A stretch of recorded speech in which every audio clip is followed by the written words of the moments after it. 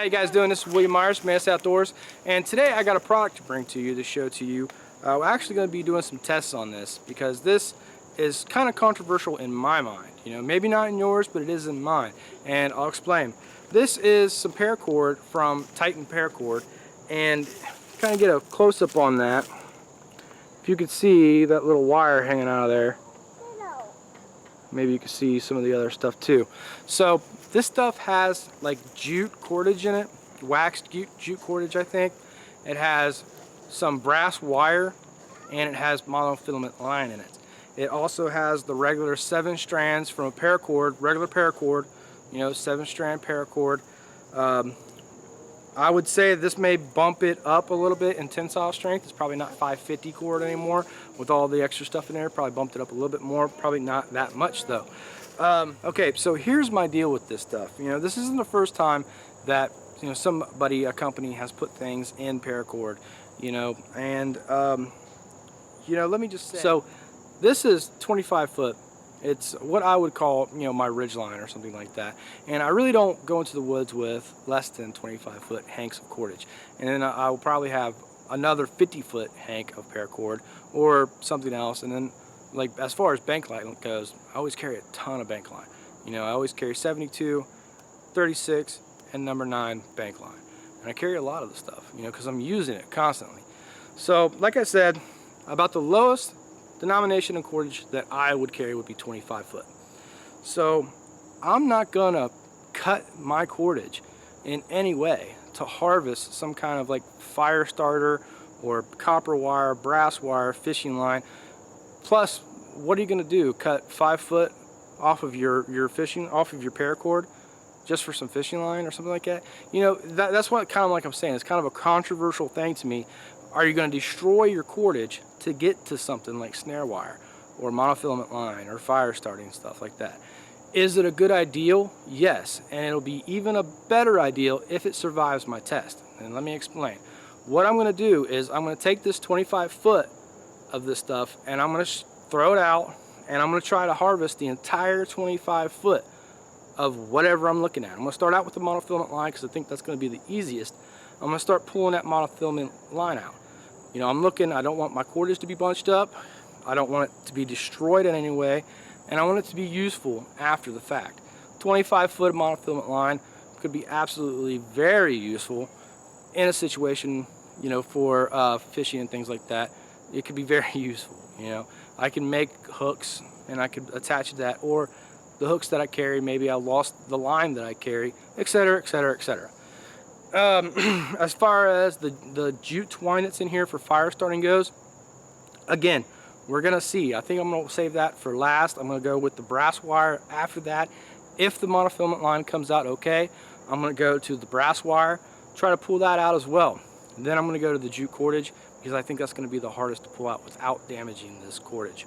So like I said, the goal of this is to pull out all 25 foot out of here without damaging this cordage. This has to be useful after the fact, you know, and I want even the 7 strands to stay in here too. I don't want to get them out of there just yet. So let's get to it. All right, so just gonna kind of loosen this up a little bit.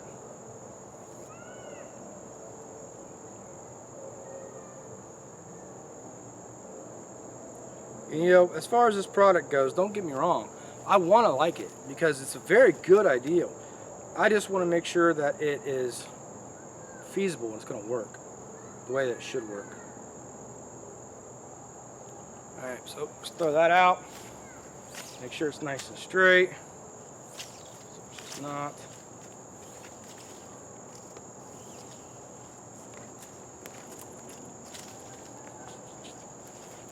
Alright, so what I'm going to do right now is I'm just going to cut this end off because I burnt this end. So we're just going to cut that off.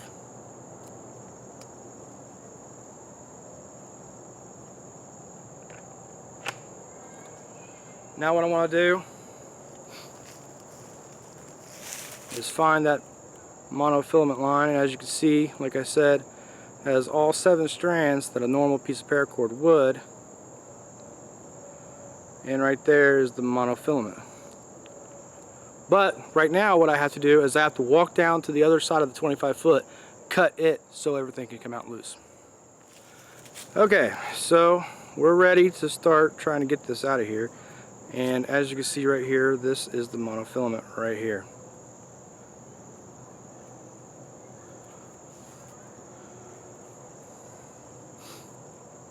And I can already tell this is going to be a bit of a pain.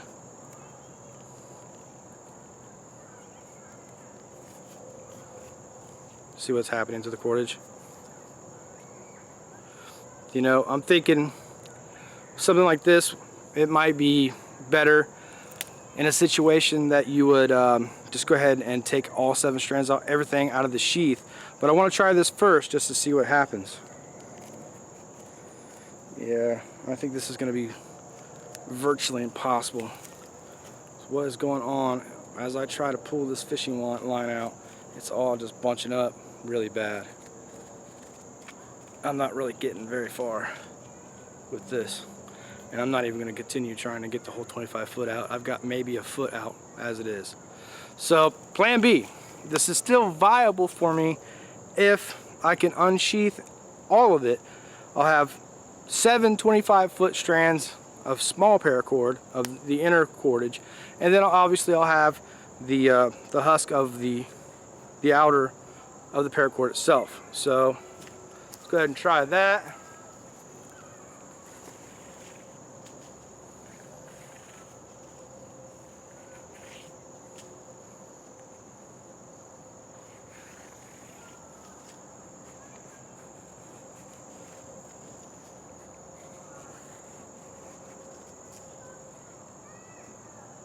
Even this is rather difficult, to be honest with you.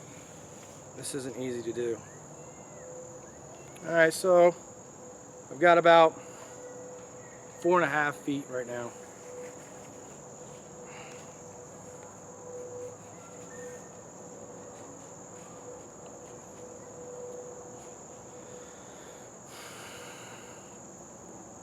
Alright, so now that I've got this much, what I'm going to do is I'm going to tie this side around a tree, and then I'll be able to work to try to unsheath this way.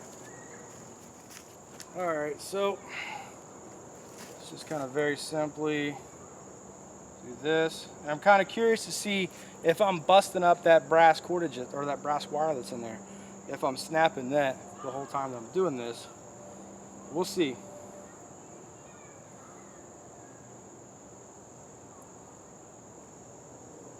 Alright, so now I can kind of work a little bit better. Alright, so I'm going to continue on here.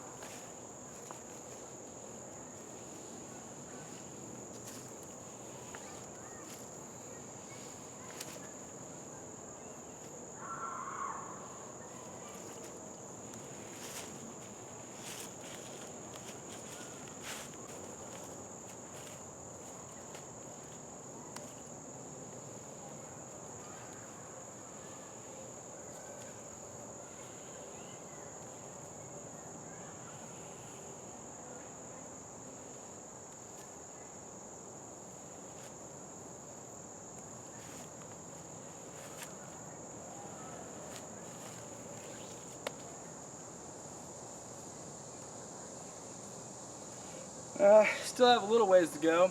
Not too much. Let's just keep going.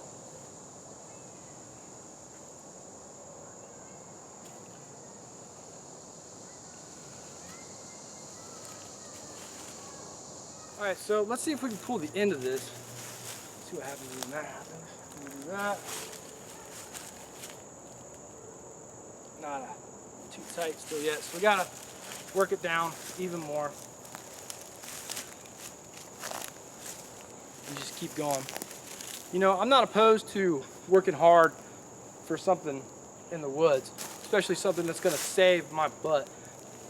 That being said, still not convinced that this is a very viable option.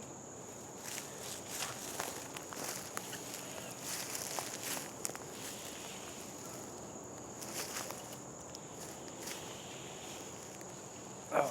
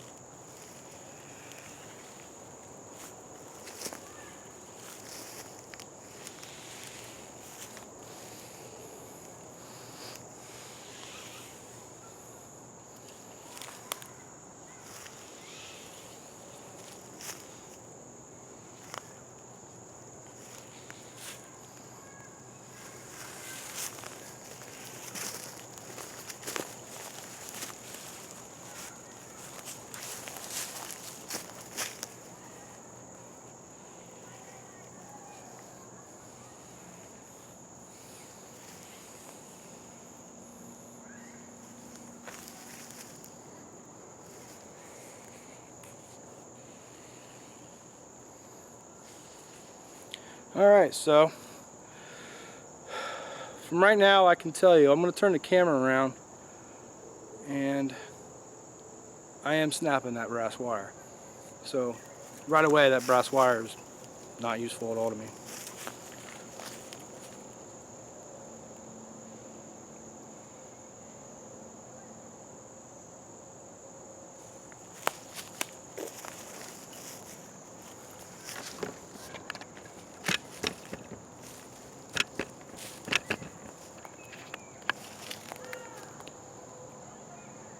Okay, so I don't know if you're going to be able to see that on camera. I'm pretty sure you can, but that twine that's in there, the wax twine and the brass wire, both are breaking off at several locations. But let's just press on.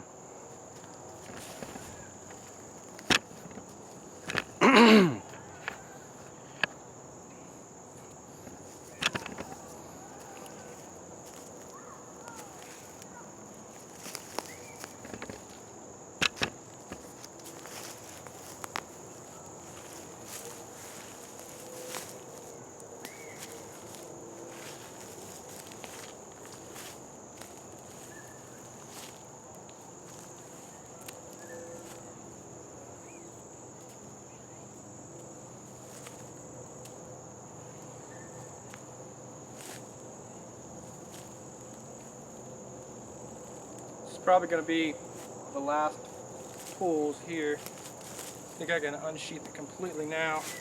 I've been at this for probably a good 10 minutes, not very long.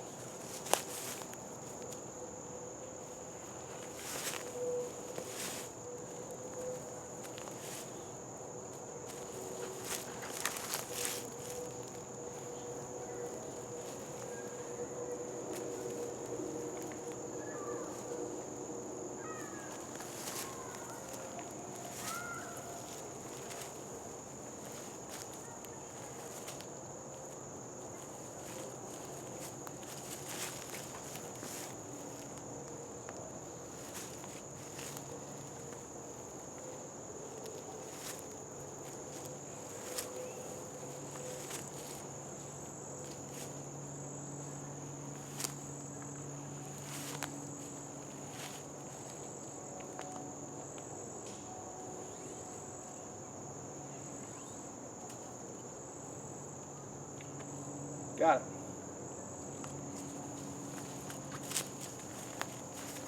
Alright. So what we're left with is 25 foot of the outer shell of the nylon paracord, which is now considerably weaker than what it used to be. 7 strands of the inner cords of the paracord, which are now 25 foot apiece. Okay, so other than that, what we're left with are the 3 other strands that are added, which is monofilament line, brass wire, very thin brass wire. This is the stuff that 9 times out of 10 you're going to find in most survival kits anyway. This stuff right here. And some twine, probably jute, and I think it's supposed to be waxed. I'm not sure, I'm not 100%. I think Chris said it was waxed. That's where I got this from, was Chris. He gave it to me, he gave me 100 foot of it. So let's individually look at all this stuff and see what we think. Okay, so already twine is snapped in several different places. I haven't found a snap in the brass wire yet, but like I said, I can see one up there. Just haven't ran into it yet.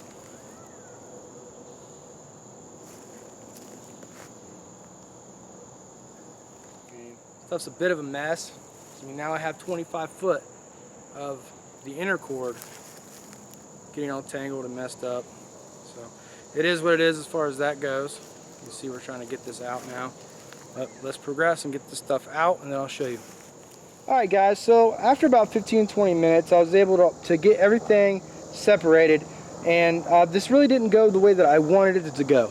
The way that I wanted this to go was me to be able to take each and individual part of this apart at one at a time. You know, if I needed the brass wire, I could get the brass wire.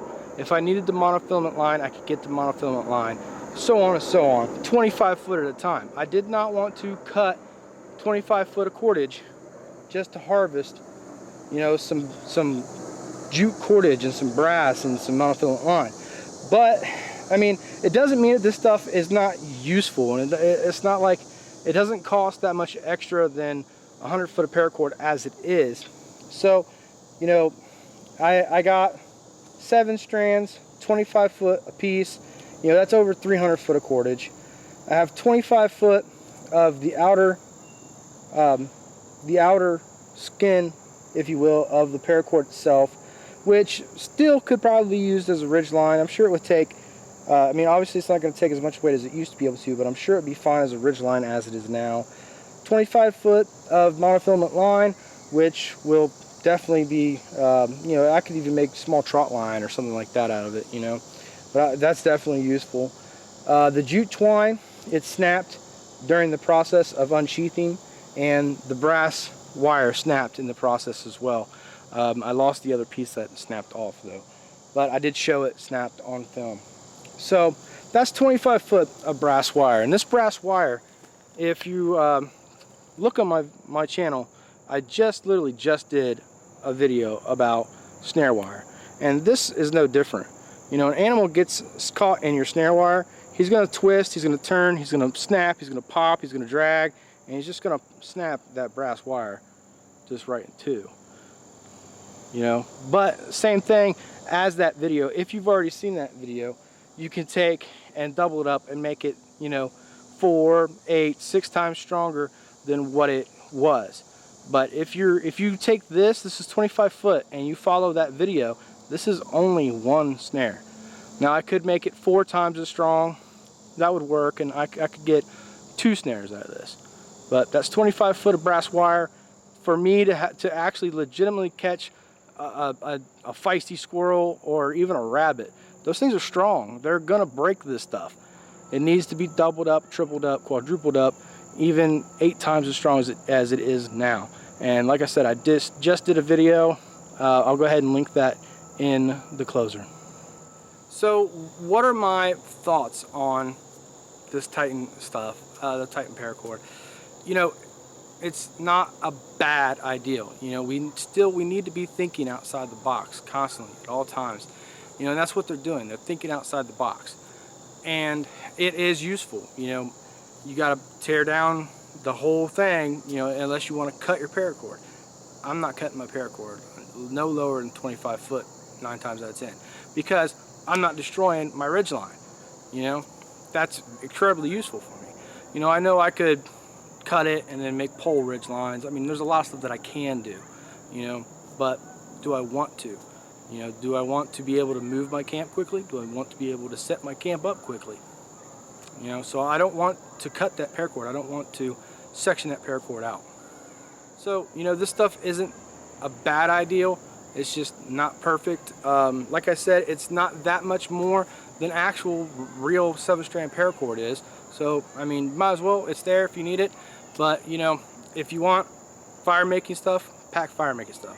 If you want brass trap wire, bring snare wire with you. If you want fishing line, bring fishing line with you. You know, I think some of the question here is, well, what if you lost everything? Well, that's with everything. You just lost it too. So, and you're not going to have it unless you pack that, carry it in your pocket, and it's on your body. You're losing that with all your other stuff. So, I mean, it is what it is. It is a cool product. A little bit, it's a little gimmicky.